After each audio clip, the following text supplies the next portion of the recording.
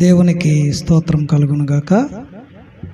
మొదటిగా నన్ను ప్రేమించి మరొకసారి మీ ముందు నిలిచే భాగ్యాన్ని ఇచ్చిన ఆ దేవాది దేవునికి నా హృదయపూర్వక ధన్యవాదాలు తెలియజేస్తూ ఉన్నాను. అలాగనే కూడి వచ్చిన మీ అందరికీ వందనాలు. అలాగే ఎందరైతే ఈ ఫేస్బుక్ ద్వారా, యూట్యూబ్ ద్వారా ఈ కార్యక్రమాన్ని వీక్షిస్తూ ఉన్నారో వారికి కూడా ప్రభునామలో శుభములు తెలియజేస్తూ ఉన్నాను. నేటి ధ్యానాంశంగా వాక్యాన్ని మనం చదువుకుందాం.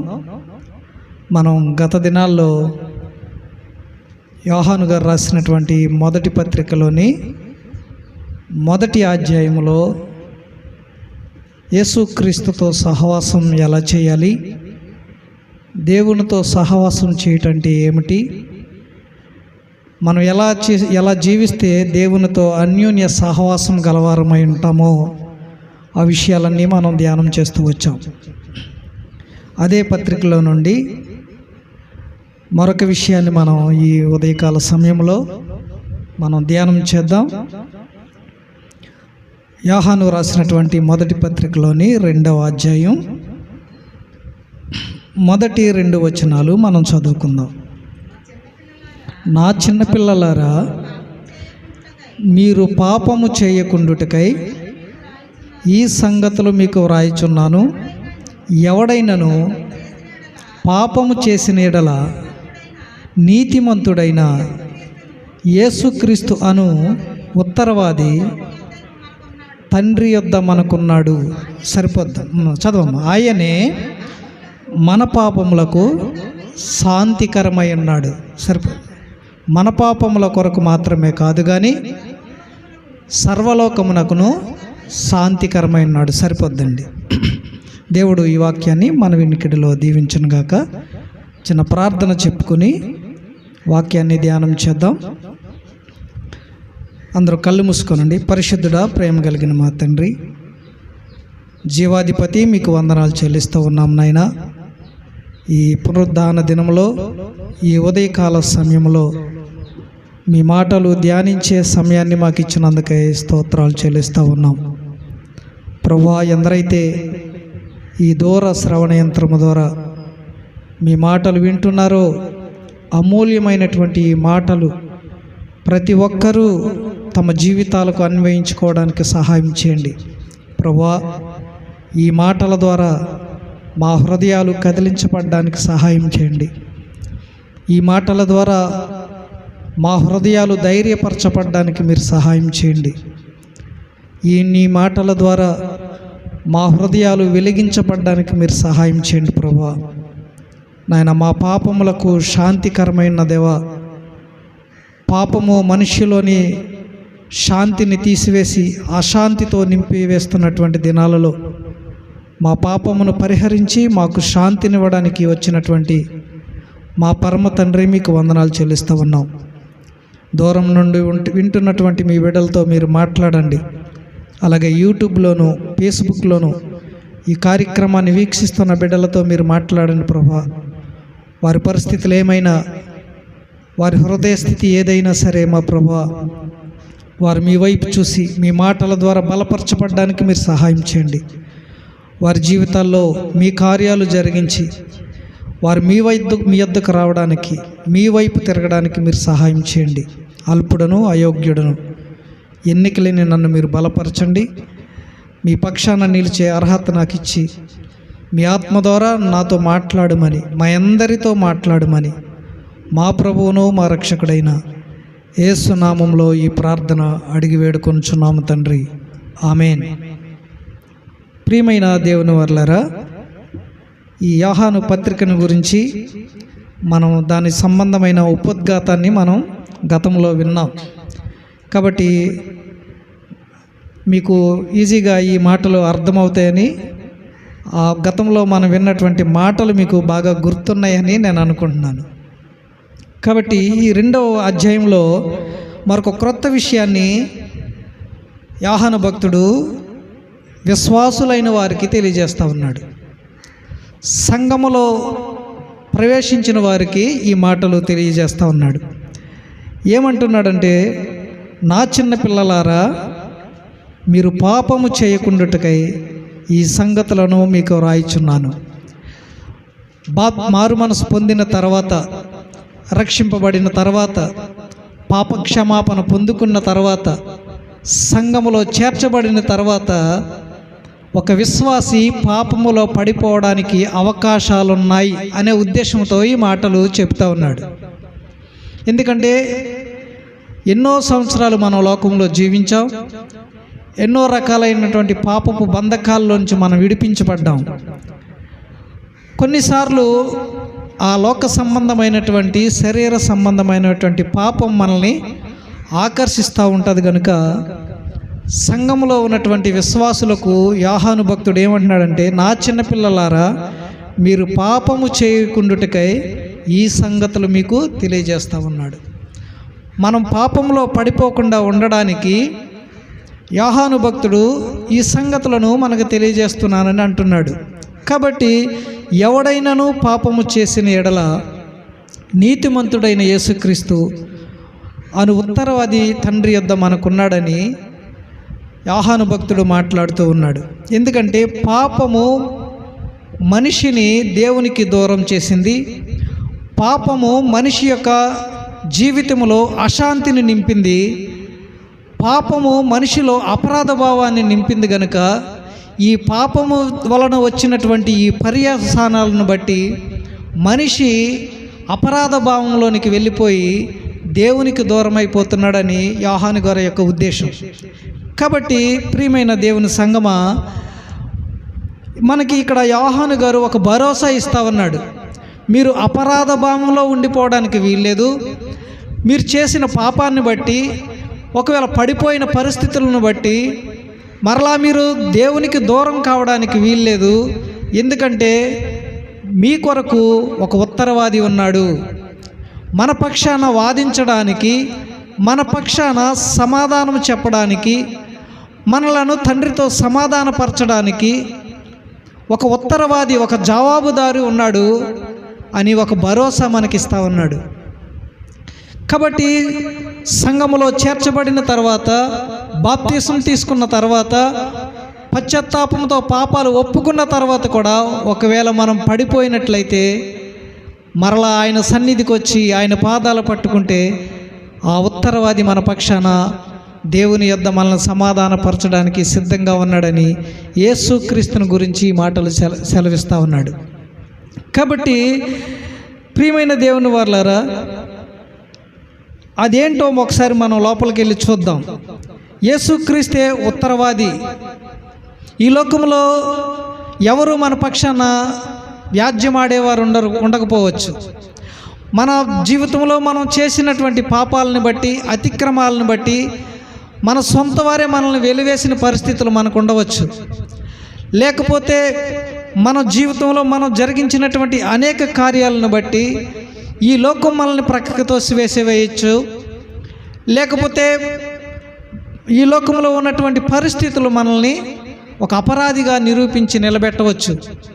కానీ ఇక్కడ యేసుక్రీస్తు అనే ఉత్తరవాది మనకున్నాడనే ధైర్యాన్ని యోహాను భక్తుడు ఇస్తూ ఉన్నాడు. ఎందుకంటే ఆయన ప్రేమ గలవాడు, ఆయన క్షమించే దేవుడు, ఎంత పాపినైనా క్షమించి హక్కును చేర్చుకునే దేవుడు మనకున్నటువంటి యేసుక్రీస్తు ప్రభువారు. కాబట్టి ఇక్కడ అంటాడు, కొరింథీ సంఘానికి పౌలు గారు రాస్తూ చెబుతూ ఉన్నాడు, ఎందుకు ఈ ఉత్తరవాది మనకు ఉన్నాడు, ఈ ఉత్తరవాదితో మనకున్న అవసరం ఏంటి, ఈయన లేకపోతే కలిగే నష్టం ఏంటి అనే విషయాలు మనం తెలుసుకోవాలి. ఎందుకంటే ఈ లోకంలో మనం ఏదైనా తప్పు చేస్తే దానికి ఎవరినైనా జామీనుగా ఉండమంటే, ఏదైనా తప్పు చేసి పోలీస్ స్టేషన్కో కోర్టుకు వెళ్ళామనుకోండి, నా పక్షాన జామీనుండి నాకు విడుదల బెయిల్ ఇప్పించంటే కావలసిన వారే పక్కకి వెళ్ళిపోయే పరిస్థితులు ఉండవచ్చు. కానీ ఈ జీవితాన్ని ముగించిన తర్వాత దేవుని న్యాయపీఠంలో మనందరం నిలవాల్సిన పరిస్థితి ఉంది. కాబట్టి అక్కడ మన పక్షాన వాదించడానికి యేసుక్రీస్తు అనే ఉత్తరవాది ఉన్నాడని యోహాను గారు గుర్తు చేస్తూ ఉన్నాడు. కాబట్టి కొరింథీ పత్రికలో పౌలు గారు కొరింథీ సంఘానికి చెప్తా ఉన్నాడు. చూడండి ఒకసారి, 2 కొరింథీ పత్రిక 5వ అధ్యాయము 10వ వచనం. ఎందుకనగా తాను జరిగించిన క్రియల చొప్పున అవి మంచివైనను చెడ్డవైనను సరే దేహముతో జరిగించిన వాటి ఫలమును ప్రతివాడును పొందునట్లు మనమందరమును క్రీస్తు న్యాయపీఠం ఎదుట ప్రత్యక్షము కావాలి. ఈ లోకంలో నువ్వు మంచిగా బ్రతికినా, లేకపోతే దుర్మార్గంగా బ్రతికినా, మోసగాడిగా బ్రతికినా, వ్యభిచారిగా బ్రతికినా, లేకపోతే గొప్ప భక్తిపరుడిగా నీవు బ్రతికినా, అందరము దేవుని న్యాయపీఠం ఎదుట నిలవబడాల్సిన ఒక రోజు ఉందని కొరింథీ సంఘానికి పౌలు గారు చెప్తా ఉన్నాడు. మంచివాడైనా చెడ్డవాడైనా సరే ఆయన ఎదుటికి రావాలి. దేవుడు మనకిచ్చినటువంటి జీవితాన్ని బట్టి లెక్క చెప్పవలసిన వారమై ఉన్నాం. మనకిచ్చిన ఆయుష్కాలం అది 50 అవ్వచ్చు, 60 అవ్వచ్చు, 70 అవ్వచ్చు, 100 అవ్వచ్చు.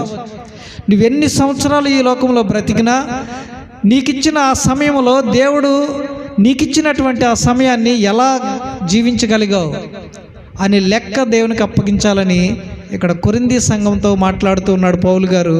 ఈరోజు మనతో కూడా ఈ వాక్యం మాట్లాడుతూ ఉంది. ప్రతి ఒక్కరూ లెక్క అప్పగించాలి.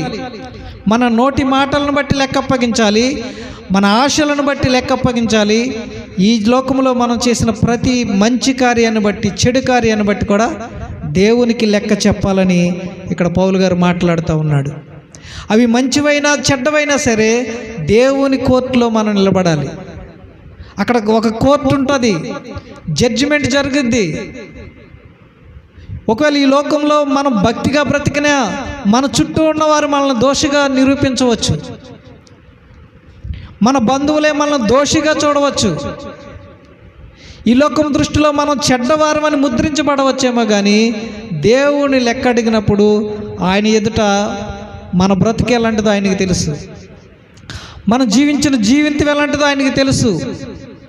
లోకం దృష్టిలో మనం చెడ్డవారం కావచ్చేమో ఒకవేళ, కానీ ఆయన ఆజ్ఞల ప్రకారం మనం జీవించినప్పుడు అది ఆయనకి తెలుసు గనుక ఖచ్చితంగా మనం లెక్క చెప్పవలసిన వారమై ఉన్నాం.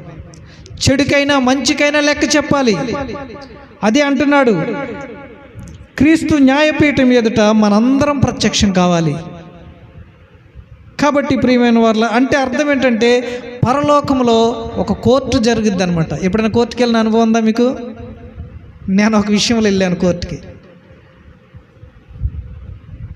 వెళ్తే అదేంటంటే నేను చేసిందేం కాదు, పోలీసు వాళ్ళు నా మీద నన్నే సాక్షిగా పెట్టేశారనమాట.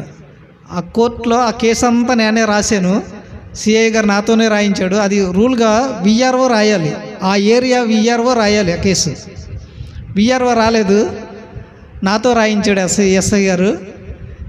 రాసి నాతో రాయించి నన్నే సాక్షిగా పెట్టాడు నేను ఉన్నట్టు. అసలు అది నేను లేను అక్కడ.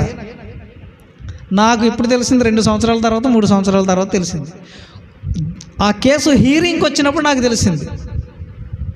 వెళ్ళాను కోర్టులో, అప్పుడే లోనకు చూశాను. నేను ఎంత గౌరవం చేశారు నాకు మర్యాద కోర్టులో. ఎందుకంటే సాక్షిని కదా, సాక్షిని కాబట్టి నాకు ప్రత్యేకమైన ఒక చైర్ వేశారు.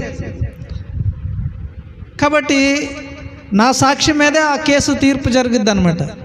అప్పుడు వాళ్ళు ఏం చేశారంటే నాతో అబద్ధం చెప్పించారు అనమాట. నాకు తెలుసు అని చెప్పమన్నారు, నాకు తెలియదు ఆ విషయం. నేను తెలుసు అని చెప్పకపోతే ఆ కేసు పోద్ది, ఆ కేసులో ఉన్న ఆ వ్యక్తి, ఆ కుటుంబం నష్టపోద్ది. కాబట్టి ఆ కుటుంబం నష్టపోద్ది కాబట్టి వాళ్ళు నష్టపోతారనే ఉద్దేశంతో వాళ్ళు చెప్పమన్నట్టు నేను చెప్పాను. నాకు ఈ కేసు విషయంలో నాకు అంతా తెలియదని చెప్పాను అనమాట. కాబట్టి దేవుడు కూడా తన కోర్టులో మనల్ని నిలబెట్టినప్పుడు, మన గురించి లెక్క అడిగినప్పుడు మనం సత్యం చెప్పవలసిన వారమై ఉన్నాం. అప్పుడు నేను ఇంకా రక్షణలోనికి రాలేదు కాబట్టి, లోకంలోనే ఉన్నాను కాబట్టి వాళ్ళు ఎలా చెప్పమంటే అలా చెప్పాను. ఇప్పుడైతే పరిస్థితి అలా ఉండదు. 600 తలకిందలైనా ఎవరి మాట వినే పరిస్థితి ఏం లేదు. కాబట్టి ఒకసారి పరలోకంలో ఎలాంటి పరిస్థితులు ఉంటాయో మనం చూద్దాం. పరలోకంలో 3 రకాలుగా కోర్టులో ఎలా అయితే ఉంటుందో పరలోకంలో కూడా అదే పరిస్థితులు జరుగుతాయి. ఒకవేళ ఇక్కడ ఉన్నటువంటి ఆ కోర్టు సన్నివేశం, ఆ దేవుని పరలోకంలో ఉన్నటువంటి సన్నివేశాన్ని వీళ్ళు తీసుకున్నారేమో. అక్కడ ఎవరు ఉంటారంటే దేవుడు ఉంటాడు, ఆయన అత్యున్నతమైన సింహాసనం మీద కూర్చొని ఉంటాడు. ఎందుకంటే ఆయన న్యాయమూర్తి. ఆయన న్యాయమూర్తి కాబట్టి ఆయన పరిశుద్ధుడు కనుక, న్యాయాధిపతి కనుక న్యాయం తీర్చే జడ్జి గారి స్థానంలో ఆయన ఉంటాడు. ఇక్కడ చూడండి, ఈ కోర్టులో జడ్జి గారి ముందు ఎవరైనా తల వంచి నమస్కరించాల్సిందే. వాళ్ళ ఎమ్మెల్యే అయినా, ప్రధానమంత్రి అయినా, రాష్ట్రపతి అయినా జడ్జి ముందుకు వెళ్ళినప్పుడు వాళ్ళ అటెన్షన్లో ఉండి వాళ్ళకి నమస్కరించాల్సిందే చేతులు జోడించి. అక్కడ కూడా మనం ఆయన న్యాయపీఠం ఎదుట నిలబడినప్పుడు మనం కూడా అంత ఒబీడియన్స్గా ఉండాల్సిందే. ఎవరైనా ఈ లోకంలో ఎంత గొప్పగా బ్రతికినా సరే, ఈ లోకంలో ఎంత ఉన్నతంగా బ్రతికినా సరే, ఆయన న్యాయపీఠం ఎదురు నిలబడినప్పుడు మనం వంగి తల వంచి భయముతో లెక్క చెప్పాల్సిన వారమై ఉన్నాం.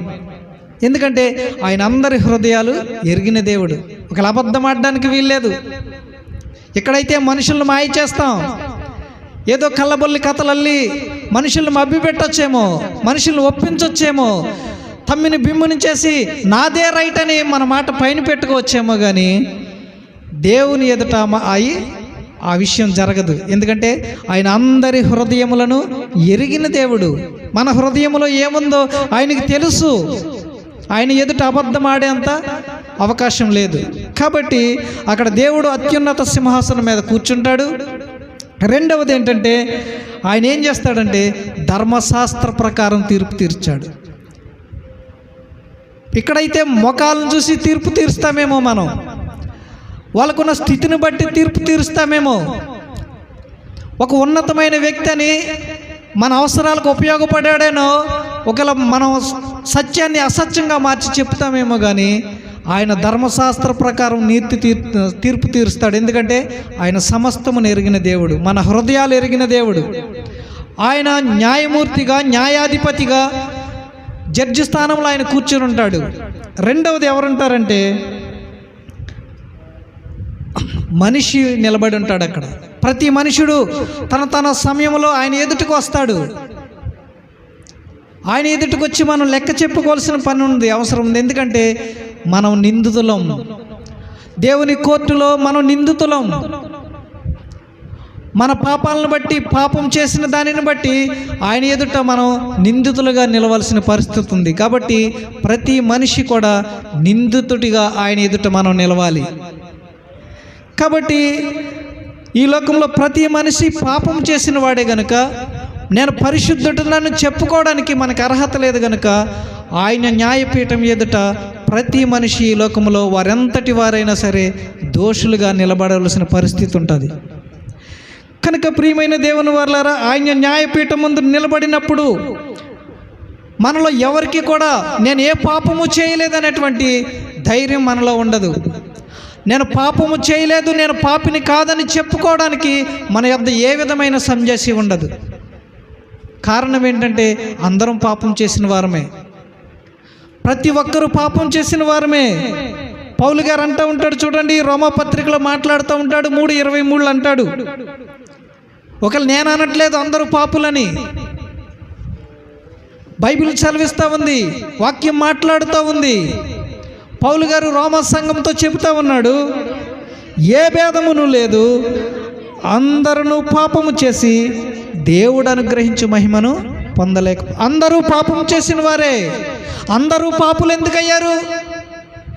నీవు అనుకోవచ్చు, అరే నేను చీమకు కూడా పాపం తలపట్టలేదు, నేను ఎవరికి హాని చేయలేదు, ఎవరిది దొంగిలించలేదు, ఎవరి దాన్ని ఆక్రమించుకోలేదని నువ్వు అనుకుంటున్నావేమో, కానీ ఇక్కడ అంటున్నాడు, వాక్యం సెలవిస్తూ ఉంది, అందరూ పాపం చేశారు. అందరూ పాపులు ఎందుకయ్యారు? ఎందుకంటే ఒక్క మనిషిని ద్వారా ఈ లోకంలోనికి పాపం వచ్చింది. ఆ స్వభావం మనందరిలోనూ ప్రవేశించింది. ఆదాము చేసిన పాపం, ఆదాము చేసినటువంటి అతిక్రమం, ఆదాము దేవుని ఎదుట తనకున్నటువంటి నమ్మకత్వాన్ని పోగొట్టుకున్నాడు. కాబట్టి ఆ అపనమ్మకమైనటువంటి స్వభావం, పాపపు స్వభావం మనందరిలోనికి వచ్చింది కనుక రోమాపత్రికలో పౌలు గారు మాట్లాడుతున్నాడు, ఏ భేదము లేదు, నువ్వు గొప్పని లేదు, పేదని లేదు, నువ్వు ధనికుడు అని, లేకపోతే అగ్రకులంలో ఉన్నవాడు అని, ఇంకేదో అనుకుని ఈ లోక సంబంధమైన ఉన్నతమైన నీ స్థితిని బట్టి అక్కడ ఎగ్జామ్షన్ ఉండదు. కానీ ఏ భేదము లేదు, అందరూ పాపం చేశారు. అందరూ ఆయన న్యాయపీఠం మీద నిలబడవలసిందే. అందరము ఆయనకి జవాబుదారీగా ఉండవలసిందే. ఎందుకంటే నేను పాపము చేయలేదని చెప్పుకోవడానికి మన యొద్ద ఏ ఆధారము లేదు. ప్రతి ఒక్కరూ ఆయన సన్నిధిలో పాపిననే ప్రార్థన ప్రారంభించాలి, పాపిననే ఒప్పుకోవాలి, పాపిననే పశ్చాత్తాపపడాలి. పరిశుద్ధుడనని ఇప్పుడు చాలామంది సెయింట్ అని పెట్టుకుంటున్నారులే. రెవరెండ్ అయిపోయింది, బిషప్లు అయిపోయి, అపోస్తులు అయిపోయి, ఇప్పుడు సెయింట్లోకి వచ్చేసారు. సెయింట్ అంటే సెంట్ కాదండి, సెంట్ వేరు, సెంట్ అందరూ కొట్టుకోండి. సెయింట్ అంటే పరిశుద్ధుడు అని. మనుషులలో ఎవడు పరిశుద్ధుడు లేడు. పరిశుద్ధుడని పిలువబడ్డానికి ఏ మనుషునికి అర్హత లేదు, యేసుక్రీస్తు ఒక్కడే. అపోస్తులకు కూడా అంటించారు ఇది సెయింట్ అని. ఈ లోకంలో క్రీస్తు తప్ప నరులుగా పుట్టి రక్త మాంసాలలో పాలువాడైన యేసుక్రీస్తు తప్ప ఏ మనుషుడు సెయింట్ అని పిలువబడ్డానికి వీల్లేదు. ఏ మనుషుడు రెవరెండ్ అని పిలువబడ్డానికి కూడా వీల్లేదు. పెట్టుకుంటున్నాం మనం అంతే. కాబట్టి ఏ భేదము లేదు, అందరూ పాపం చేశారు. అందరూ పాపం చేసి ఆయన అనుగ్రహించినటువంటి ఆ మహిమకు మనం దూరం అయిపోయాం. కాబట్టి ఇక్కడ మనిషి పాపం చేసి దోషిగా నిలబడ్డాడు దేవుని యొక్క తీర్పులో. మూడవది ఎవరుంటారంటే అక్కడ సాతానుడు కూడా ఉంటాడు. సాతానుడు కూడా ఉంటాడు. మనకు తెలుసు కదా, యోబు జీవితాన్ని మనం చూసినప్పుడు సాతానుడు వెళ్ళి యోబు మీద అభియోగం చేశాడు, యోబు మీద నేరం మోపాడు. కాబట్టి ఈ లోకంలో మనం కూడా ఆయన సన్నిధికి వెళ్ళినప్పుడు మనతో పాటు సాతానుడు కూడా వస్తాడు, మన మీద నేరం మోపుతాడు, మనల్ని దోషులుగా చూపెడతాడు దేవుని ఎదుట. కాబట్టి ఇక్కడ ఏమంటాడు, సాతానుడు కూడా మన మీద నేరం మోపేవాడుగా ఆ సమయంలో వస్తాడు, పక్కన నించునే ఉంటాడు, మన మీద నేరాలు మోపుతాడు. ఇది నామ సొంత మాటలు కాదు, వాక్యం చెబుతా ఉంది. మేమే ఈ సొంత మాటలు చెప్పమండి, అందుకే మా మాటలు ఎవరికి నచ్చవండి. సొంత మాటలు చెప్తే నచ్చుతాయి, కానీ మేము ఎవరు సొంత మాటలు చెప్పం. వాక్యాన్ని వెతికి వెతికి పిసికి పిసికి నెతికి పెట్టుకొచ్చి ఇక్కడ పెట్టుకుని మీతో మాట్లాడతాం. ఒకవేళ మేము రెఫరెన్స్ ఇవ్వకపోయినా అవి బైబిల్లో లేవని మీరు అనుకోకండి. ఒకవేళ మీకు డౌట్ వస్తే అడగండి, మేము రెఫరెన్స్తో సహా, అసలు రెఫరెన్స్ లేకుండా మేము ఏది చెప్పం. ఒకవేళ ఎప్పుడైనా చెప్తే మీరు అడిగితే మేము రెఫరెన్స్ ఇస్తాం. ఎందుకంటే చాలామంది ఏమనుకుంటున్నారంటే, ఈ బైబిల్లో ఎక్కడున్నాయి, బైబిల్ ఉంటే మా పాస్టర్ గారికి తెలవదా, మా సేవకుడికి తెలవదా అంటున్నారు. యూట్యూబ్లో మా కామెంట్లు పెడుతున్నారు, ఫేస్బుక్లో కామెంట్లు పెడుతున్నారు. మా సేవకుడు ఎప్పుడు చెప్పలేదు, బైబిల్లో ఎక్కడున్నాయి ఈ మాటలో, మీరు అబద్ధికులు అన్నట్టుగా మాట్లాడుతూ ఉన్నారు. కాబట్టి ప్రతిదానికి మా దగ్గర రెఫరెన్స్ ఉంటుంది. ఎందుకంటే నిజమైన బోధకుడు సొంత మాటలు చెప్పకూడదు, వాక్యం టు వాక్యం చెప్పాలి. ఒక వాక్యం ప్రశ్నిస్తే ఇంకో వాక్యంతో జవాబు చెప్పాలి, ఇంకో వాక్యం జవాబు ఉంటే దానికి పరిష్కారం ప్రశ్న ఆ వాక్యంతోనే ఇవ్వాలి. అది అసలైన వాక్యం. ఒక రెఫరెన్స్ తీసుకుని ఎక్కడెక్కడో తిరిగి తీసుకొచ్చి ఆ చెత్తంతా పోజేసుకొచ్చి దానికి అంటించకూడదు, అది వాక్యం కాదు. వాక్యానికి వాక్యమే జవాబు చెప్పాలి, వాక్యాన్ని వాక్యమే పరిశోధన చేయాలి. అది అసలైన వాక్యం. అపోస్తలులు అదే చేశారు. అలా చెప్పినప్పుడు అది అపోస్తలుల బాధ అవుద్ది, లేకపోతే అది ఇంకేదో బాధ అవుతుంది. కాబట్టి అక్కడ సాతానుడు కూడా ఉంటాడు. క్రీస్తు న్యాయపీఠంలోనికి వస్తాడు, వచ్చి ప్రక్కన నుంచుని మన మీద తప్పులు మోపుతూ ఉంటాడు. కాబట్టి సాతానుడు నిరంతరం మన మీద తప్పు మోపడానికే వాడు చూస్తూ ఉంటాడు, మనల్ని తప్పుదారి పట్టించడానికే వాడు చూస్తూ ఉంటాడు, మనల్ని పాపంలో పడద్రోయడానికే వాడు ప్రయత్నాలు చేస్తూ ఉంటాడు. ఈ మాటలు ఎవరికంటే లోకంలో ఉన్నవారికి కాదు, సంఘములో ఉన్నవారికి చెప్తా ఉన్న మాటలు ఇవి. కాబట్టి ఎప్పుడైతే దేవుని మందిరానికి వస్తామో, ఈ దేవుని సన్నిధికి వస్తామో, దేవుని సన్నిధిలో మనం క్రమమైన జీవితాన్ని ప్రారంభిస్తామో, వాడు ఆ రోజే ప్రారంభిస్తాడు మన మీద దాడి చేయడానికి. ఏదో రకంగా మనల్ని పక్కదో పట్టిస్తూ ఉంటాడు. ఈ లోకంలోని శరీరంలో ఉన్నప్పుడు మనల్ని ప్రక్కదో పట్టిస్తాడు, ఈ లోకాన్ని విడిచి దేవుని న్యాయపీఠంలోకి వెళ్ళినప్పుడు కూడా మన మీద నేరం మోపుతానే ఉంటాడు.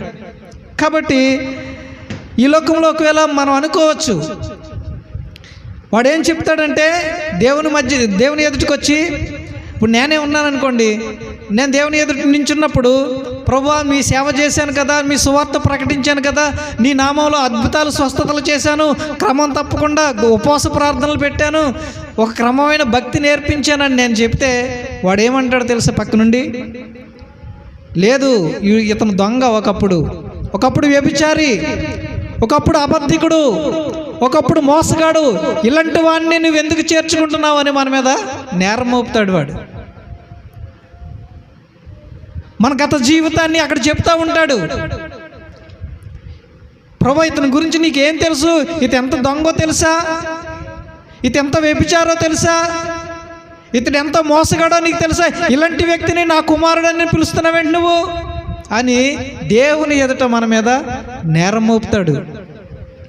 కాబట్టి అందుకని ప్రకటన గ్రంథంలో మాట్లాడుతూ ఉన్నాడు. చూడండి, ప్రకటన గ్రంథం 12వ అధ్యాయం 10వ వచనంలో చెప్తున్నాడు. సాతాను యొక్క స్వభావాన్ని అక్కడ చెప్తా ఉన్నాడు. వాడు మన పట్ల ఎలాంటి ఉద్దేశాలు దేవుని ఎదుట చెప్తాడో ఇక్కడ మాట్లాడుతూ ఉన్నాడు. మరియు ఒక గొప్ప స్వరము పరలోకమందు ఇలాగు చెప్పుట వింటిని, రాత్రింబగళ్ళు మన దేవుని ఎదుట మన సహోదరుల మీద నేరము మోపువాడైన అపవాది ఏం చేస్తాడంటే వీడు రాత్రింపగళ్ళు మన మీద నేరం మోపుతూనే ఉంటాడంట దేవుని ఎదుట. దేవుని దగ్గరుండి రాత్రింపగళ్ళు కూడా మన మీద నేరం మోపుతాడు వీడు, సాతానుడు. ప్రకటన గ్రంథంలో చెప్తా ఉంది. ఇదే యోహాను వ్రాస్తూ ఉన్నాడు ఈ మాటలు. ఏం చేస్తాడంట? మరియు గొప్ప స్వరము పరలోకమందు ఇలాగ చెప్పుట వింటిని, రాత్రింబగళ్ళు మన దేవుని ఎదుట మన సహోదరుల మీద నేరము మోపువాడైన అపవాది పడద్రోయబడి ఉన్నాడు గనుక ఇప్పుడు రక్షణయు శక్తియు రాజ్యమును మన దేవుని వాయను, ఇప్పుడు అధికారము క్రీస్తుదాయను. క్రీస్తు అధికారంలోనికి నీవు వచ్చినట్లయితే, క్రీస్తు రెక్కల చాటుకు నీవు వచ్చినట్లయితే, క్రీస్తు రక్తములో నీవు కడగబడిన దానివిగా కడగబడిన వాడుగా ఉన్నట్లయితే, క్రీస్తు పాదాలు పట్టుకుని నీ గత జీవితాన్ని పశ్చాత్తాపంతో ఒప్పుకుని నువ్వు కడుగుకున్నట్లయితే, సాతానుడు ఎన్ని అభియోగాలు మోపినా, సాతానుడు ఎన్ని నేరాలు మోపినా, సాతానుడు నీ గత జీవితాన్ని బట్టి దేవుని ఎదుట ఫిర్యాదు చేసినా సరే దేవుడు సాతాను మాట వినడు. ఏం చెప్తాడంటే అక్కడ యేసుక్రీస్తు మనకు ఉత్తరవాదిగా ఉన్నాడు. అక్కడ ఆయన కూడా తండ్రి కుడి పాశాన ఉంటాడు. ఆయన మనకు జవాబుదారిగా ఉంటాడు. ఆయన నుండి మన పక్షాన సాక్ష్యం చెప్తాడు, దేవునితో తండ్రితో మాట్లాడతాడు. అలా కాదు ప్రభువా, సాతాను అబద్ధాలు చెప్తా ఉన్నాడు. ఒకవేళ ఇతను దొంగే కావచ్చు, ఒకప్పుడు వ్యభిచారే కావచ్చు, ఒకప్పుడు మోసగాడే కావచ్చు, ఒక పట్టు త్రాగుపోతే కావచ్చు, ఒకప్పుడు భయంకరమైన జీవితాన్ని జీవించిన వాడే కావచ్చు, కానీ అతని కొరకు నేను వెల చెల్లించాను, అతని కొరకు నా ప్రాణాన్ని పెట్టాను, అతని పాపమంతటిని నా రక్తములో కడిగాను, అతను ఇప్పుడు నిర్దోషి, అతను పరిశుద్ధుడు, పాపము లేనివాడని మన పక్షాన జవాబు చెప్పడానికి యేసుక్రీస్తు అనే ఉత్తరవాది ఉన్నాడు. అదే ధైర్యంతో ముందుకు కొనసాగాలి విశ్వాసి.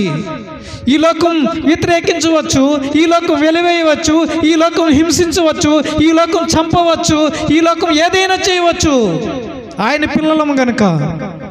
కానీ ఈ లోకాన్ని విడిచి వెళ్ళిన తర్వాత సాతానుడు మోపుతున్నటువంటి అభియోగాలన్నిటికీ ఉత్తరవాదిగా యేసుక్రీస్తు ప్రభు ఉన్నాడు.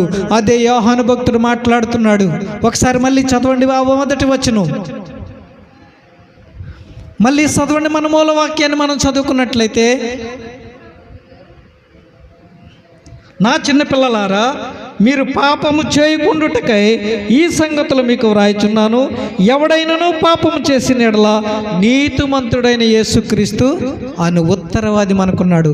నీతిమంతుడైనటువంటి ఉత్తరవాది, పాపము లేనటువంటి ఉత్తరవాది మనకున్నాడు, జవాబుదారు మనకున్నాడు, మన పక్షాన వెల చెల్లించినటువంటి యేసుక్రీస్తు ప్రభు మనకున్నాడు. కనుక మీరు ధైర్యంగా ఉండండి, మీరు భయపడకండి.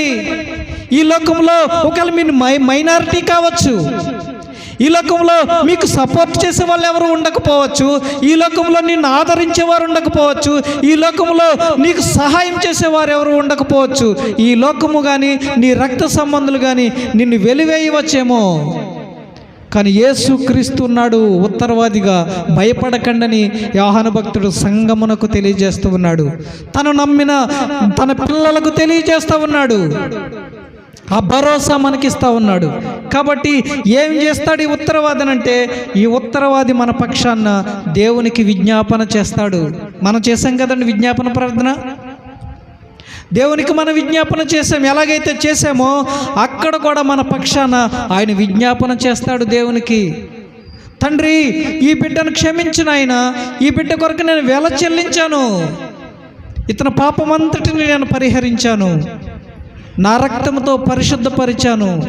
ఇతను ఎలా దోష అవుతాడు, ఇతను ఎలా పాప అవుతాడు, ఇతని పాపమంతటిని నేను కడిగి వేశాను కదా, ఇతని కొరకు నేను వెల చెల్లించాను కదా, ఇతను దోష శిక్షను నేను భరించాను కదా, ఇంకా అతను ఎందుకు దోష అవుతాడని యేసుక్రీస్తు ప్రభుల వారు మన పక్షాన ఉత్తరవాదిగా ఉన్నాడు. ఆయన మధ్యవర్తిగా ఉన్నాడు, మనకు జామీనిచ్చాడు, మనకు సూరిటీగా ఉన్నాడు ఆయన.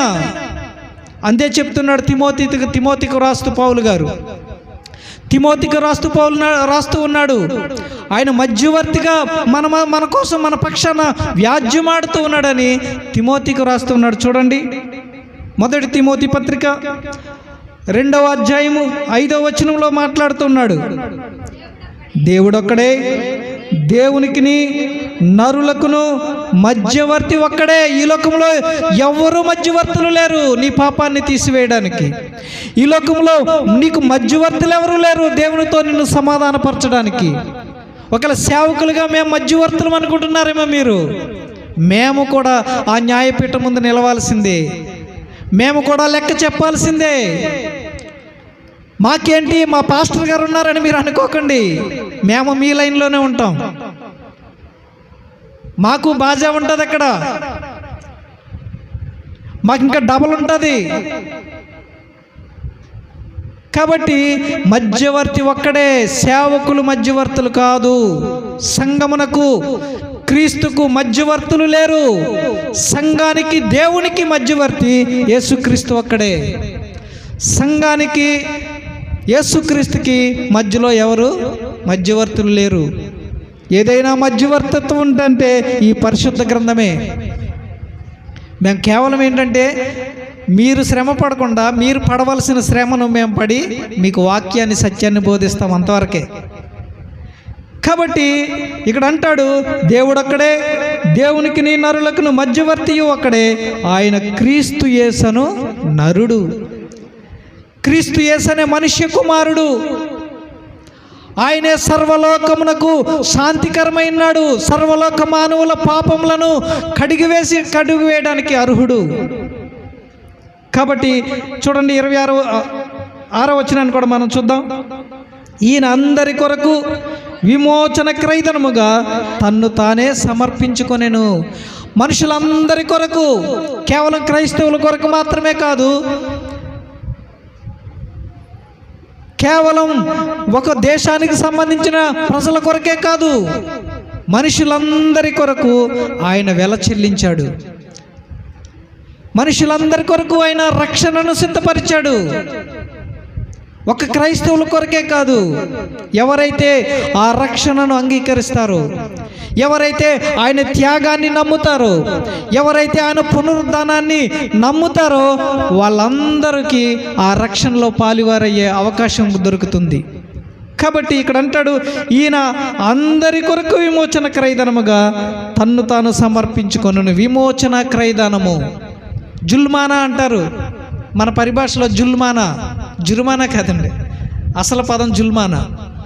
మీకు తెలుసో తెలియదో, నా చిన్నతనంలో, ఇక్కడ ఎవరికి తెలియదులే, ఇక్కడ అదే ఇప్పుడు నాగేష్ నా తోటకారు పండిస్తున్నాడు కదా, అది బందుల దొడ్డుగా ఉండేది. దాని యువతల అది కాదు, దాని యువతల బందుల దొడ్డు ఉండేది.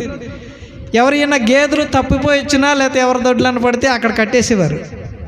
నేను బాగా చిన్నపిల్లలు తెలిసి తెలవడం అనమాట. అక్కడికి వచ్చి ఆ గేదెని విడిపించుకెళ్ళాలంటే అక్కడ దానికి జుల్మాన క్రయధనం చెల్లించి ఆ గేదెని విడిపించుకెళ్ళాలి. నిన్ను నన్ను పాపము నుంచి విడిపించడానికి, నిన్ను నన్ను నిత్య నరకం నుంచి విడిపించడానికి, నిన్ను నన్ను మన దోష శిక్ష నుంచి విడిపించడానికి ఆయన క్రయధనముగా తన రక్తాన్ని, తన ప్రాణాన్ని ఇచ్చాడు. ఇప్పుడు లేవులేండి జుల్మానా. ఇక్కడ లేకపోతే గణపరాన్ని పెద్దది ఉండేది, బంధువుల దొడ్డి అనేవారు దాన్ని. ఇక్కడ లేకపోతే అక్కడ బంధించేవారు మన పశువుల్ని. అక్కడికి వెళ్ళి జుర్మానా కట్టి ఆ క్రయధనం కట్టి విడిపించుకొచ్చుకునేవారు. కాబట్టి మనల్ని విడిపించేవాడు, మన విమోచకుడు, మన శాంతికర్త మనకున్నాడు. ఎవరంటే ఆయన యేసుక్రీస్తు ప్రభుల వారు. ఆయనే వెల చెల్లించాడు మన కొరకు. ఏం వెల చెల్లించాడంటే, ఈ లోకంలో ఆయన్ని విస్తారమైన ధనం ఉంది ఆయనకి.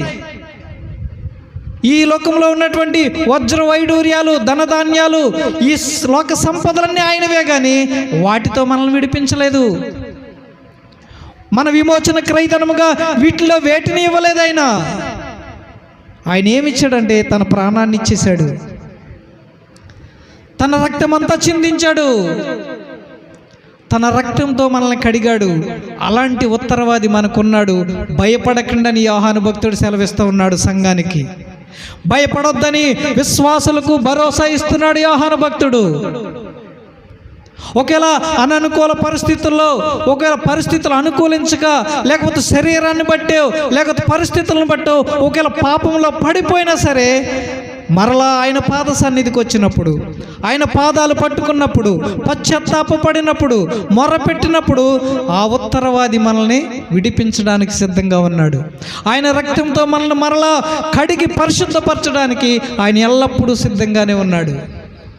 కాబట్టి ఇక్కడ అంటున్నాడు, ఈయన అందరి కొరకు విమోచన క్రయధనముగా తన్ను తాను అప్పగించుకున్నాడు. ఎందుకంటే యేసుక్రీస్తే మన పక్షాన నిలుస్తాడు ఆ రోజుని. ఈ లోకంలో ఎవరు నిలవకపోవచ్చేమో, కానీ దేవుని న్యాయపీఠం ఎదుట మన పక్షాన నిలిచి మనకు ధైర్యాన్ని ఇచ్చే ఒక ఆయన ఉన్నాడు. మనల్ని నీతిమంతులుగా తీర్చే ఒక ఆయన ఉన్నాడు. మనం నీతిమంతులమని ప్రకటించే ఒక ఆయన ఉన్నాడు. ఆయనే యేసుక్రీస్తు. కాబట్టి ప్రియమైన దేవుని వారలారా, ఆలోచించండి. మనిషి నిజంగానే అబద్ధికుడైనా, దొంగడైనా, పాపం చేసినా సరే ఇతను రక్తం చిందించాడు ఈయన మన కొరకు. కాబట్టి ఆలోచన చేయండి. ఇక్కడ న్యాయమూర్తి అప్పుడు వింటాడు, వాదనలు వింటాడు. జడ్జిలో వాదనలు ఉంటాయి. ఓ పక్క ప్రాసిక్యూటర్ ఉంటాడు, ఓ పక్కన వేరే లాయర్ ఉంటాడు. కాబట్టి వాళ్ళ వాదనలు విన్నప్పుడు జడ్జి గారు తీర్పిస్తారు. అలాగే దేవుడు కూడా సాతాను వాదన వింటాడు, యేసుక్రీస్తు వాదన కూడా వింటాడు. తీర్పు ఆయన తీరుస్తాడు. ఏమని తీరుస్తాడు తెలుసా? ఒకవేళ ఈ బిడ్డ పాపే, ఒకప్పుడు దొంగే, కానీ నా కుమారుడైన క్రీస్తు తన రక్తంతో పరిశుద్ధపరిచాడు గనక ఇతడు నీతిమంతుడు, నిన్ను నన్ను నీతిమంతులుగా తీర్పు తీరుస్తాడు దేవుడు. లోకం గుర్తించకపోవచ్చు, లోకం మన తప్పులు వెతికి మనల్ని పొడుస్తూ ఉండవచ్చు, మన గతకాల జీవితాన్ని బట్టి మనల్ని నిందిస్తూ ఉండవచ్చు, కానీ దేవుడు తీర్పు తీరుస్తాడు. ఇతడు నా కుమారుని రక్తంలో కడగబడిన వ్యక్తి, తన పాపములన్నిటినీ కడిగి వేసుకున్న వ్యక్తి, తను తాను పరిశుద్ధపరచుకున్నవాడు, ఇతడు నీతిమంతుడు, నా నిత్య రాజ్యానికి అర్హుడని దేవుడు తీర్పు తీరుస్తాడు. అలాంటి తీర్పు పొందడానికి నువ్వు ఎలా సిద్ధపడుతున్నావు? దేవునితో నీతిమంతుడని తీర్చబడ్డానికి క్రీస్తే స్వయంగా నా రక్తములో ఈమెను కడిగాను, ఇతన్ని కడిగానని చెప్పడానికి మనం ఏం చేస్తూ ఉన్నాం? అలవాటుగా వస్తున్నాం, అలవాటుగా వెళ్తున్నాం, మనకున్నదేదో ఇస్తున్నాం, దానికోసం గొప్పలుగా చెప్పుకుంటున్నాం, కానీ ప్రాముఖ్యమైన వాటిని మనం విడిచిపెట్టేస్తూ ఉన్నాం. ప్రాముఖ్యమైనటువంటి విషయాలు మనం ప్రక్కన పెట్టేస్తూ ఉన్నాం. క్రైస్తవ జీవితాన్ని ఎలా జీవించాలో మనం మర్చిపోస్తూ ఉన్నాం. కాబట్టి ఇక్కడ అంటూ ఉన్నాడు, ఇక్కడ చూడండి, ఆధ్యాత్మిక సత్యాన్ని మనం ఆలోచన చేసినట్లయితే మనలో పాపం ఉన్నప్పటికీ పాప క్షమాపణ లభించేలాగా మన పక్షాన వాదించే రక్షకుడు మనకున్నాడు. యేసుక్రీస్తు అనే రక్షకుడు మనకున్నాడు. ఆయన మనల్ని రక్షించే దేవుడు. కాబట్టి ఇక్కడ మాట్లాడుతూ ఉన్నాడు యెషయా గ్రంథంలో, ఆయన ఎలా మన పాపాలు భరించాడో, మన ఎలాగా విడిపించాడో యెషయా భక్తుడి ద్వారా మాట్లాడుతూ ఉన్నాడు. ఒకసారి చూద్దాం. చూడండి, 53వ అధ్యాయం. యేసుక్రీస్తు మన కొరకు ఏ త్యాగం చేశాడో చెబుతా ఉన్నాడు. 4వ వచనం నుంచి చదవండి. నిశ్చయముగా అతడు మన రోగములను భరించెను, మన వ్యసనములను వహించెను. అయినను మొత్తబడిన వానిగాను, దేవుని వలన బాధింపబడిన వానిగాను, శ్రమ నొందిన వానిగాను మనమతనిని ఎంచితిమి. యేసుక్రీస్తుని ఒక శాపగ్రస్తుడిగా ఎంచింది ఈ లోకం. ఆయన సిలువ మీద వేలాడితే చులకనగా చూసింది. ఈరోజు అదే మాట్లాడుతూ ఉన్నారు. 3 మేకులు పీక్కోలేకపోయినాడు దేవుడు ఎలా అయ్యాడని.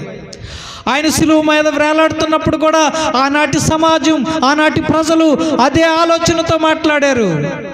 నీవు దేవుడు అయితే కిందకి దిగవచ్చు కదా అని ప్రశ్నించింది లోకం ఆ రోజు. అదే ప్రశ్న నేటికి వేస్తూ ఉంది. ఇక్కడ అంటున్నాడు, నిజముగా అతడు మన రోగములను భరించెను, మన వ్యసనములను వహించెను. అయినను మొత్తబడిన వానిగాను, దేవుని వలన బాధింపబడిన వానిగాను, శ్రమ నొందిన వానిగాను మనము ఎంచితిమి. ఆయన శ్రాపగ్రస్తుడిగానే చూసాం. తను చేసిన పాపానికి శిక్ష అనుభవిస్తున్నాడు అనుకున్నాం, కానీ మన పాపముల కొరకు బలైపోయాడని మనం ఎప్పుడు గ్రహించలేకపోయాం. ఎప్పుడైతే నువ్వు ఆ గ్రహింపులోనికి వస్తావో, నా పాపం కొరకే ఆయన సిలువ ఎక్కాడని, నా పాపం కొరకే దెబ్బలు తిన్నాడని, నా పాపముల కొరకే అవమానపరచబడ్డాడని నువ్వు ఎప్పుడైతే గ్రహిస్తావో, ఆ పరిశుద్ధ రక్తం నిన్ను నన్ను స్వస్థపరుస్తుంది, పరిశుద్ధపరుస్తుంది. చూడండి 5వ వచనంలో అంటాడు, మన అతిక్రమములను బట్టి అతడు గాయపరచబడెను, మన దోషములను బట్టి నలుగగొట్టబడెను, మన సమాధానార్థమైన శిక్ష అతని మీద పడెను, అతడు పొందిన దెబ్బల చేత మనకు స్వస్థత కలుగుచున్నది. యేసుక్రీస్తే గనక దెబ్బలు భరించకపోతే, యేసుక్రీస్తే గనక రక్తము చిందించకపోతే, యేసుక్రీస్తే గనక కల్వరి సిలువలో మరణించకపోతే నీకు నాకు పాప విమోచన లేదు. నీవు నేను నిత్య నరకము నుండి తప్పించబడలేం. ఎందుకంటే మన ప్రతివాది అయినటువంటి సాతానుడు మన మీద నేరము మోపి మనల్ని తనతో పాటుగా నిత్య నరకమునికి తీసుకుపోవడానికి వాడు ఎల్లప్పుడూ కాసుకొని ఉన్నాడు. వాడు దివారాత్రులు రాత్రింపగలు మన మీద నేరం మోపువాడిగానే ఉన్నాడు. మనని పాపంలో పడవేయడానికే వాడు చూస్తూ ఉన్నాడు. మనల్ని అపవిత్రులుగా చేయడానికే వాడు చూస్తూ ఉన్నాడు. కాబట్టి యేసుక్రీస్తు అనే ఒక ఉత్తరవాది మనకున్నాడు. ఆయన పరిశుద్ధ రక్తంతో మనల్ని కడగడానికి సిద్ధంగా ఉన్నాడు. మన కొరకు ఆయన దెబ్బలు తిన్నాడు, మన కొరకు ఆయన గాయపరచబడ్డాడు, మన కొరకు ఆయన మొత్తబడ్డాడు, మన కొరకు ఆయన ఎన్నో శ్రమలు అనుభవించాడు. అతడు పొందిన దెబ్బల చేత మనకు స్వస్థత, మన దేహాలకు స్వస్థత, మన ఆత్మీయ జీవితాలకు స్వస్థత ఇచ్చేది ఆయన గాయాలు మాత్రమే. ఆయన గాయాలలో నుండి స్రవించిన ఆయన పరిశుద్ధ రక్తం మాత్రమే. అదే మాట్లాడుతూ ఉన్నాడు. కాబట్టి యేసుక్రీస్తు తప్ప ఈ లోకములో మనం ప్రేమించేవారెవరు లేరు. యేసుక్రీస్తు తప్ప ఈ లోకంలో మనల్ని విడిపించేవారెవరు లేరు. కాబట్టి అట్టి విమోచకుడిని మనం నిర్లక్ష్యం చేస్తున్నాం, అట్టి విమోచకుడిని మనం అశ్రద్ధ చేస్తున్నాం, చులకనగా చూస్తూ ఉన్నాం. ప్రియమైన దేవుని వారలారా, ఆలోచన చేయండి. అందుకే ఇదే యోహాను గారు చక్కని విషయం తెలియజేస్తూ ఉన్నాడు. చూడండి, మొదటి పత్రికలోనే 3వ అధ్యాయంలో 16వ వచనంలో మాట చెప్తా ఉన్నాడు. ఒకసారి చూడండి, 3వ అధ్యాయం 16వ వచనం. ఆయన మన నిమిత్తము తన ప్రాణము పెట్టెను గనుక దీని వలన ప్రేమ ఎట్టిదైనదని తెలుసుకొనుచున్నాం. మనుషులందరి కొరకు, మనందరి కొరకు ఆయన ప్రాణం పెట్టాడు. అది ఆయనలో ఉన్నటువంటి ప్రేమ. ఆయన ప్రేమ గలవాడు, ఆయన కరుణ గలవాడు. కనుకనే పాపులముగా తీర్చబడవలసిన మనల్ని నీతిమంతులుగా తీర్చడానికి తన ప్రాణం పెట్టాడు.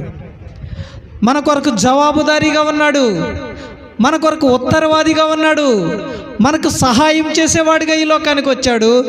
మనకు ఉత్తరవాదిగా ఉండి మనకు భరోసా ఇచ్చాడు, విడిపించాడు మన అందరినీ. కానీ ఇంకా లోకంలోనే బంధింపబడిపోయి ఉన్నావా? ఏ పాపంలో నువ్వు బంధింపబడిపోయావో, ఏ పరిస్థితుల నుండి నీ విడిపించుకోలేక దేవుని యొద్దకు రాలేకపోతున్నావో, ఈరోజు నీవు ఈ వాక్యాన్ని విని నిన్ను విడిపించే యేసుక్రీస్తున్నాడని ఆయన యొద్దకు రావాల్సిన అవసరం ఉంది. కాబట్టి ప్రియమైన దేవుని వారలారా, మరొక విషయాన్ని మనం చూద్దాం. రోమా పత్రికలో మాట్లాడుతూ ఉన్నాడు పౌలు గారు, రోమా సంఘానికి మాట్లాడుతూ ఉన్నాడు. చూడండి, యేసుక్రీస్తు ఎంత శక్తిమంతుడో చెప్తా ఉన్నాడు, ఆయన అధికారాలు ఏమిటో చెప్తా ఉన్నాడు. ఈ లోకంలో తృణీకరింపబడిన వాడే పరలోకంలో ఆయన ఎంత ఉన్నతమైన స్థితి గలవాడో మన పట్ల ఎలాంటి తీర్పు తీర్చడానికి సిద్ధంగా ఉన్నాడో మాట్లాడుతూ ఉన్నాడు. మన పక్షాన ఉత్తరవాదిగా నిలవాల్సిన దేవుడే మన పక్షాన తీర్పు తీర్చేవాడుగా యేసుక్రీస్తు మారిపోతాడు. చూడండి, ఇక్కడ చూడండి చెప్తున్నాడు. రోమాపత్రిక 8వ అధ్యాయం 33, 34 వచనాల్లో మాట్లాడుతూ ఉన్నాడు. దేవుని చేత ఏర్పరచబడిన వారి మీద నేరము మోపువాడెవడు? నీతిమంతులుగా తీర్చువాడు దేవుడే. మళ్ళీ తర్వాత చూద్దాం. ఇక్కడ ఏమంటున్నాడండి? దేవుని చేత ఏర్పరచబడిన వారి మీద నేరం మోపేవాడెవడు? సాతాను. ఎవడు? నీవు నేను దేవుని చేత ఏర్పరచబడిన వారం, ఆయన ప్రణాళికలో ఉన్నవారం, ఆయన రక్తం చేత కడగబడిన వారం, ఆయన చేత తన సంఘములోనికి, తన వెలుగులోనికి పిలువబడిన వారం, ఆయన సంఘం మనం. ఆయన శిలువ రుధిరములో పరిశుద్ధపరచబడిన వారం మనం. మన మీద నేరం మోపువాడెవడు? ఒకవేళ సాతాను నేరం మోపవచ్చు. సాతాను ఈ లోకాన్ని ప్రేరేపించి మనల్ని దోషులుగా చూపించవచ్చు, కానీ నేరము మోపువాడు ఒక్కడే ఉన్నాడు. ఆయన నేరం మోపితేనే మనం నేరస్తులం అవుతాం. ఆయన నేరం మోపితేనే మనం దోషులం అవుతాం. ఆయన శిక్ష విధిస్తేనే మనం శిక్షించబడతాం తప్ప ఈ లోకంలో ఎవరు మనకు శిక్ష విధించడానికి అర్హత లేదు. ఇక్కడ అదే అంటున్నాడు. దేవుని చేత ఏర్పరచబడిన వారి మీద నేరము మోపువాడెవడు? నీతిమంతులుగా తీర్చువాడు దేవుడే. 34వ వచనం. శిక్ష విధించువాడెవడు? చనిపోయిన యేసుక్రీస్తే. అంతేకాదు, మృతులలో నుండి లేచిన వాడును, దేవుని కుడి పార్శ్వమున ఉన్నవాడును, మన కొరకు విజ్ఞాపనము కూడా చేయవాడును ఆయనే. యేసుక్రీస్తే మన కొరకు విజ్ఞాపన చేసేవాడు. యేసుక్రీస్తే మనల్ని నీతిమంతులుగా తీర్చేవాడు. ఆయనే మన ఉత్తరవాది. కాబట్టి ప్రియమైన దేవుని వల్ల ఏదైనా తప్పు జరిగితే, ఏదైనా పొరపాటు జరిగితే, ఏదైనా బలహీనతలను బట్టి త్రోవ తప్పితే క్రీస్తునొద్దకు రావాల్సిన వారమై ఉన్నాం. ఏదైనా పొరపాటు మన జీవితాల్లో జరిగినప్పుడు, మన ఆధ్యాత్మిక జీవితాలలో ఏదైనా లోపం జరిగినప్పుడు తప్పనిసరిగా క్రీస్తునొద్దకు రావాల్సిన వారమై ఉన్నాం. క్రీస్తు పాదాల యొద్దకు రావాల్సిన వారమై ఉన్నాం. ఎందుకంటే ఆయన మన పాపాన్ని క్షమించాడు కాబట్టి, క్షమిస్తాడు కాబట్టి, మన పాపాలను క్షమించడానికి అర్హత గలవాడు కాబట్టి, ఒకవేళ మనం ఎప్పుడైనా తప్పటడుగులు వేసినట్లయితే, ఆయన మార్గం నుండి తప్పిపోయినట్లయితే మరలా క్రీస్తునొద్దకు రావాల్సిన వారమై ఉన్నాం. క్రీస్తునొద్దకు రాకుండా లోకంలోనే ఎక్కడెక్కడికో ఎవరెవరి యొద్దకో మనం వెళ్ళినట్లయితే మనం పాపంలో ఇంకా కూరుకుపోవడానికి అవకాశం ఉంది. ఇంకా గత జీవితం కంటే దౌర్భాగ్యమైన పరిస్థితుల్లోనికి వెళ్ళిపోయే అవకాశాలు ఉన్నాయి. కాబట్టి ప్రియమైన దేవుని వర్లరా, మనం క్రీస్తునొద్దకు రావాలి. అందుకంటాడు, నా చిన్నపిల్లలారా మీరు పాపము చేయకుండానట్లు. ఒకవేళ మీరు పాపంలో పడిపోతున్నారేమో, ఆశల వైపు వెళ్తున్నారేమో, గతకాల ఆశలు మరలా పుడుతున్నాయేమో, అలా చేయకుండా ఉండాలంటే యేసునొద్దకు రండి. మనకు ఉత్తరవాది ఉన్నాడు, మనల్ని విడిపించేవాడున్నాడు. ఆ పాపము కంటే మనల్ని బలవంతులుగా చేసేవాడున్నాడు. ఆ పరిస్థితుల కంటే మనల్ని ఉన్నతంగా నిలబెట్టే దేవుడున్నాడు. ఆయన యొద్దకు రండని యోహాను భక్తుడు సెలవిస్తూ ఉన్నాడు. కాబట్టి ప్రియమైన దేవుని వారలారా, మరొక విషయాన్ని మనం చూడండి. యెహెజ్కేలు ద్వారా మాట్లాడుతూ ఉన్నాడు. యెహెజ్కేలు ప్రవక్త ద్వారా మాట్లాడుతూ ఉన్నాడు. చూడండి 33వ అధ్యాయం 4వ వచనం. ఎవడైనను బాకానాదము వినియు జాగ్రత్త పడనందున ఖడ్గము వచ్చి వానము ప్రాణము తీసిన ఎడల వాడు తన ప్రాణమునకు తానే ఉత్తరవాది. ఎవడైనను బాకానాదము విని, అబ్బా ఇంత సౌండ్ పెట్టి, ఏకో పెట్టి, ఏంటి ఛానల్కి లైవ్ ఇచ్చి ఎందుకు చెప్తున్నావు? ఇది బాకానాదం, ఇది సువార్తనాదం. ఈ సువార్తనాదాన్ని మూసివేయడానికి ఎన్నో కంప్లైంట్లు ఇచ్చారు. కాబట్టి ఎవడైనాను బాకానాదము వినియు జాగ్రత్త పడనందున, ఎందుకు చెప్తున్నామంటే మేము జాగ్రత్త పడతారని. దేవుని ఉగ్రత రాబోతుంది, ఆయన తీర్పు దినం రాబోతుంది. ఒకవేళ దోషిగా నీవు నిలబడినట్లయితే, ఈ వాక్యాన్ని విని కూడా ఎన్నో సంవత్సరాల నుంచి దేవుని వాక్యం విని మాకంటే గొప్ప గొప్ప సేవకుల మాటలు విని కూడా నీవు లక్ష్య పెట్టకపోతే, పెడచెవిని పెడితే, నాకు కాదులే అని నీవు అనుకుంటే జాగ్రత్త అని హెస్కేల్ ప్రవక్త ద్వారా మాట్లాడుతున్నాడు. ఇశ్రాయేలు ప్రజలకు హెచ్చరించినటువంటి ఈ మాటలు నేడు సంఘముగా మనకు హెచ్చరిస్తున్నాడు. ఇక్కడ మాట్లాడుతున్నాడు చూడండి, జాగ్రత్త పడనందున ఖడ్గము వచ్చి వాని ప్రాణం తీసిన ఎడల తన ప్రాణమునకు తానే ఉత్తరవాది. ఒకవేళ అనుకోనకుండా అకస్మాత్తుగా ఆయన రాకడ సమీపిస్తే, ఆయన ఉగ్రత దిగి వస్తే, నీవింకా పాపములోనే ఉంటే, ప్రార్థన చేస్తూ, పాటలు పాడుతూ, వాక్యం చెబుతూ, క్రమంగా సంఘానికి వస్తూ, కానుకలిస్తూ, ఉపవాసం ఉంటూ, ఏదేదో చేస్తూ ఉన్నప్పటికీ వాక్యమును బట్టి జీవితాన్ని మార్చుకోకుండా ఉంటే, పెడచెవిని పెడితే, ఆయన ఉత్తరవాదిగా మన ప్రాణానికి మనమే ఉత్తరవాదులం. కాబట్టి ఎవరు మన పక్షాన వాదించేవారు ఉండరు. ఎందుకంటే దేవుడు ఏమంటాడంటే, నీ కొరకు ప్రత్యేకంగా ఒక సేవకుని ఇచ్చాను, నీ కొరకు అనేక మంది సేవకులను పంపించాను, నీ కొరకు సత్యబోధ వినిపించాను, నిన్ను భ్రమ పెట్టకుండా, నిన్ను ఎప్పటికప్పుడు నొప్పిస్తూ, నిన్ను గుచ్చుతూ, నిన్ను బాధ పెడుతూ నా సత్యాన్ని నీకు తెలియజేశాను. కానీ నీవు పెడచెవిని పెట్టావు. ఎందుకంటే ప్రలోభ పెట్టే బోధల వైపుకు వెళ్ళిపోయావు, ఆశీర్వాదాలకు ప్రకటించే బోధల వైపుకు వెళ్ళిపోయావు, స్వస్థతలు అద్భుతాలు బోధల వైపుకు వెళ్ళిపోయావు. కానీ సత్యబోధను వినడానికి నువ్వు వినపడలేదు. ఎందుకంటే నీకు బాగా ఊదాను నేను, నీ చెవులు రింగుమనేలాగా నా సేవకులను నీ కొరకు పంపించి నా ఉద్దేశాలను, నా ప్రణాళికలను తెలియజేశాను.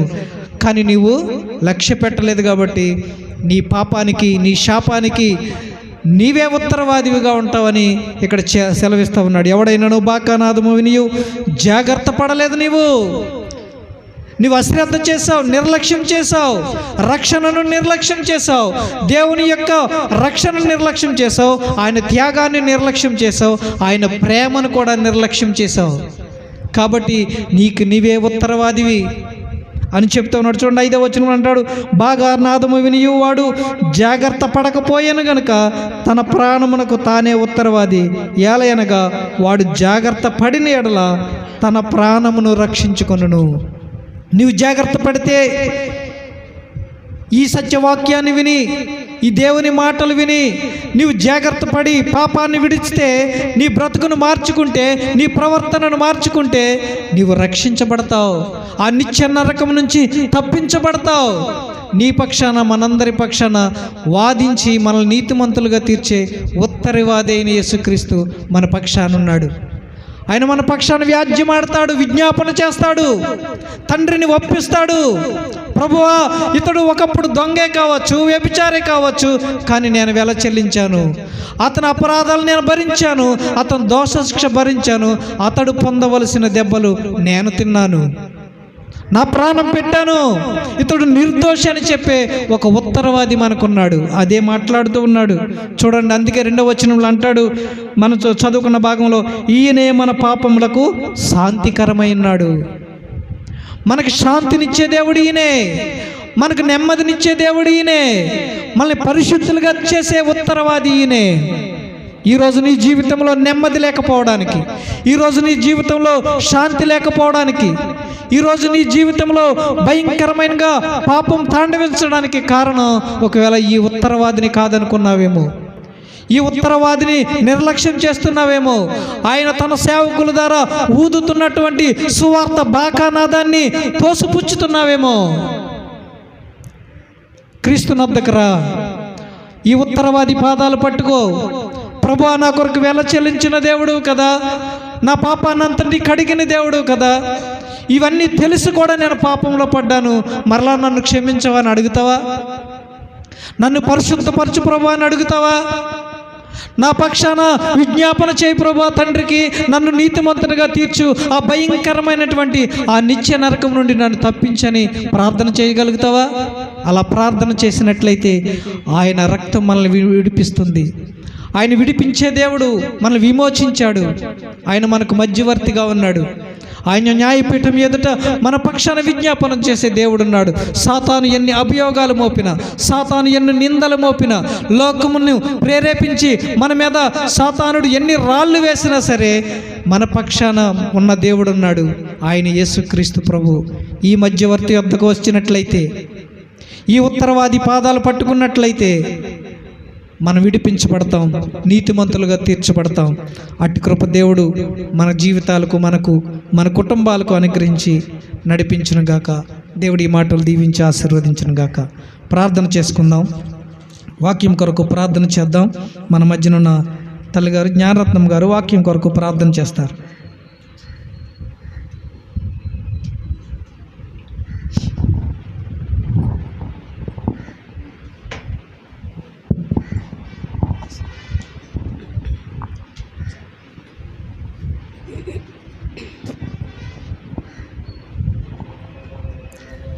స్తోత్రం.